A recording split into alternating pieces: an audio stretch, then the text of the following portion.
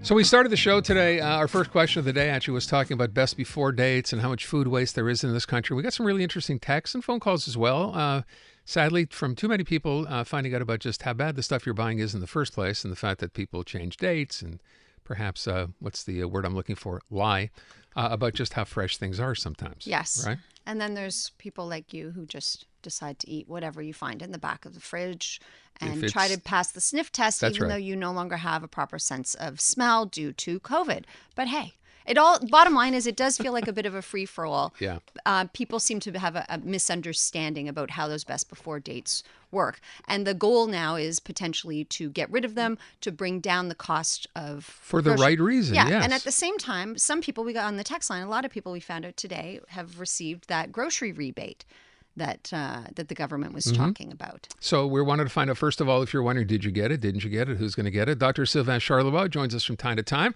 Senior Director at Agri-Food Analytics. He's also a professor, of course, at Dalhousie University. We're keeping him busy these days. We are. He's on a lot. So, SYLVAIN, if I could, let's begin with this grocery food rebate. It was something, as Natasha said, the government talked about a while ago, and now it's come to fruition. So who's eligible and how much is it to play here? Well, so you're eligible if you actually file an income tax return for the year 2021, not 2022, 2021. And you're, in terms of income, if you're single, no kids, I believe the amount is $32,000 or less, and it goes up from there. So I don't have all the details, but typically, if you're single with no kids, the maximum rebate you can get is $234.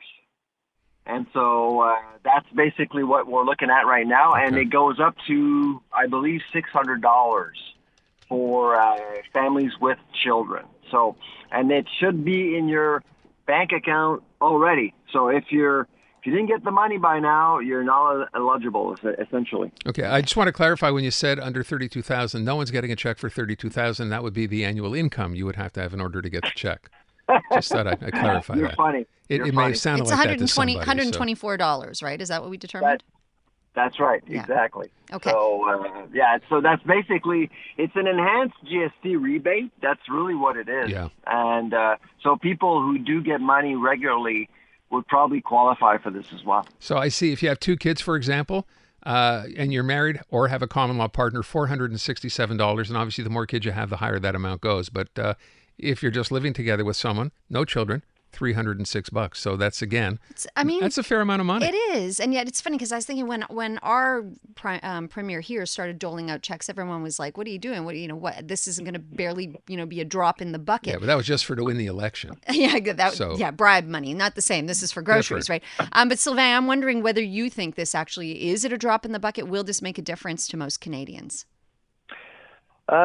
It's going to help, of course. Obviously, a lot of people do need the help, and so. But the thing about these rebates and payouts by Ottawa and provinces, including Quebec, these payments add up, and inflation is first and foremost a monetary phenomena. So the more governments spend, give money to people, the more likely you will see inflation as becoming a problem. I mean, that's really what we're seeing right now. COVID really got the entire world to spend more to help people.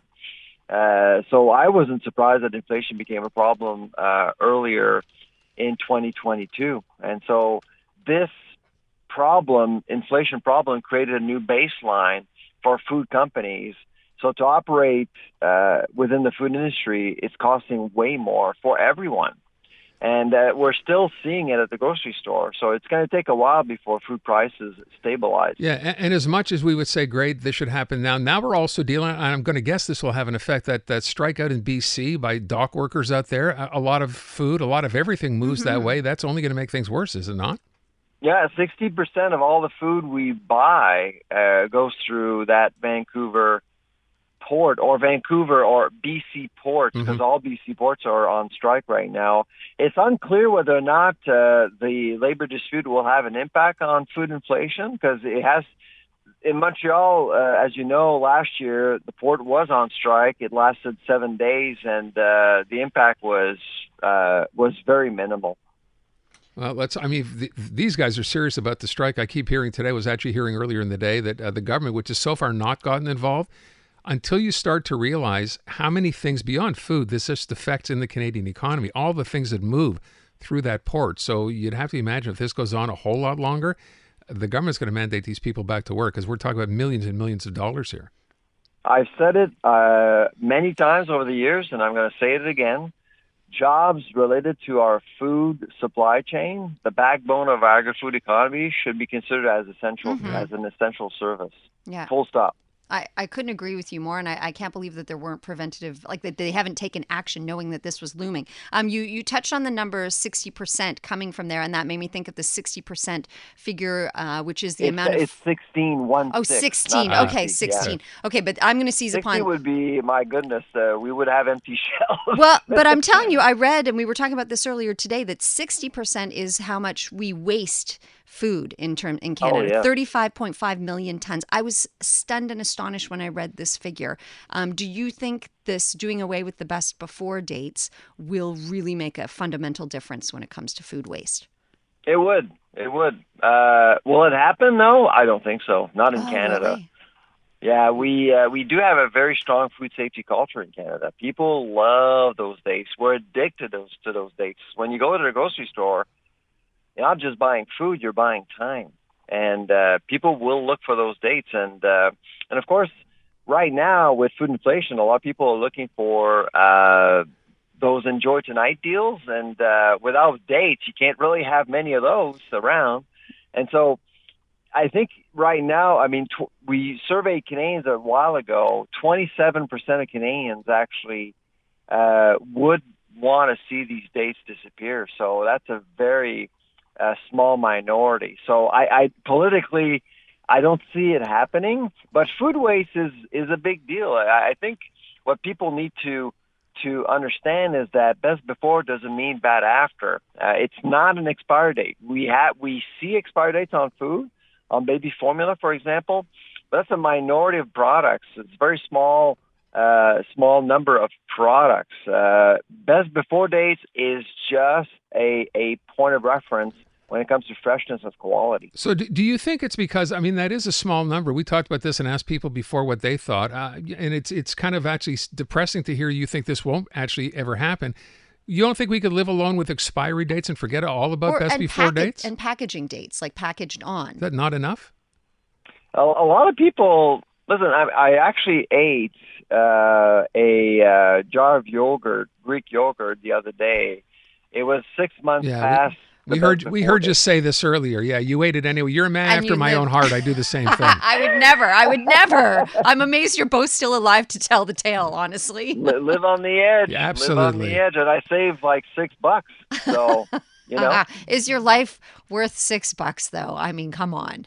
For Greek yogurt? You bet. Yeah. Not any kind, but yes, for Greek yogurt. I do the same. Honey, this is what's really ridiculous. The honey I actually added to my yogurt had an expiry date. How does honey have an never expiry expires. Date? How does honey have an expiry? Honey is like ketchup. They never go bad.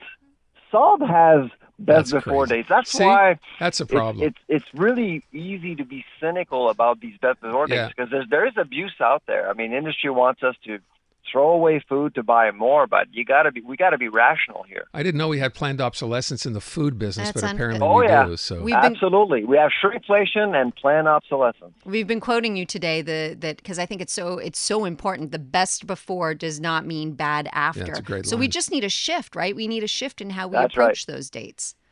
Exactly. By the way, SYLVAIN, you might be happy to. I like to share those with other people who have the same kind of taste we do. I have a running gag. I eat bagged salad just about every day for lunch. And they have expiry dates on them as well. And you go 3, 4, 5, 6 days later. And to me, maybe I'm crazy. You're in the business. Is the smell test enough, do you think, more often than not to tell us something is good or not and whether you should throw it away or not? Or is that not a good way to judge? It depends who you are, I guess. So everyone can assess risk by themselves. But, there is such a thing like Listeria, Salmonella, you can't see and smell. That's the thing. With lettuce, We've seen a lot of recalls, but it depends where it's from. And it depends if your immune system is in shape. If you're in shape, I mean, you can take on the risk, but I wouldn't say that to my dad, for example, who's 82 years old. I mean, I wouldn't take the risk. But Sylvain, it's triple washed. It says so right on the back. Sylvain, I want to just reiterate again that Aaron has a compromised sense of smell because of COVID. So the sniff test, it ain't happening. That's fine. It ain't happening. The only thing I can smell is dill. I don't know why. So COVID is going to cost you money. Yeah, apparently. Oh, my goodness. Hey, Sylvain. Get somebody else to smell your lettuce. That's easy for you to say. I'm not smelling it. And no one wants to do that. Sylvain, thank you very much. Appreciate it as always. Take care. Sylvain Charlebois at Dalhousie University. Get someone else to smell your lettuce.